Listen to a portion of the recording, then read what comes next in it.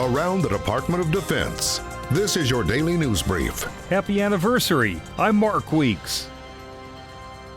This week marks the 70th anniversary of the swearing-in of Army General Omar Bradley as the first chairman of the Joint Chiefs of Staff. The need for the office grew out of the experiences of World War II, which made the need for a Joint Force commander obvious. General Bradley had been the Army Chief of Staff when President Harry Truman tapped him to chair the Joint Chiefs of Staff, which at the time consisted of the chairman, the Army Chief of Staff, the Chief of Naval Operations, and the Air Force Chief of Staff. Bradley was promoted to General of the Army on September 22, 1950, and was the only chairman to attain a 5-star rank.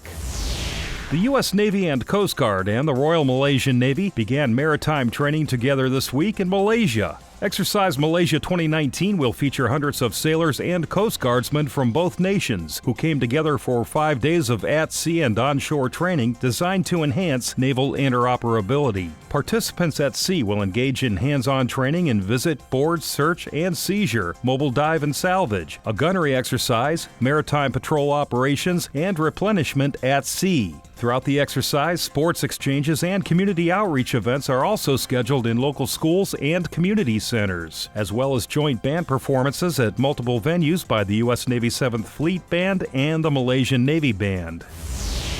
Units from Joint Base Elmendorf-Richardson in Alaska will participate in a sea emergency deployment readiness exercise over the next 2 weeks that will include large equipment movements from the base to the Port of Alaska. The exercise is designed to help test and validate the ability of the Air Force, Army, and Navy to deploy units and operate as part of a joint cohesive team, as well as to highlight the military's ability to move material and personnel using ground, sea, and air transportation. Such exercises allow members of the joint team to train in the complex tasks of planning, coordinating, and executing large unit movements in a condensed time frame. That's your DoD News Brief. I'm Mark Weeks. You can find more stories about your military at defense.gov and by using hashtag KnowYourMil.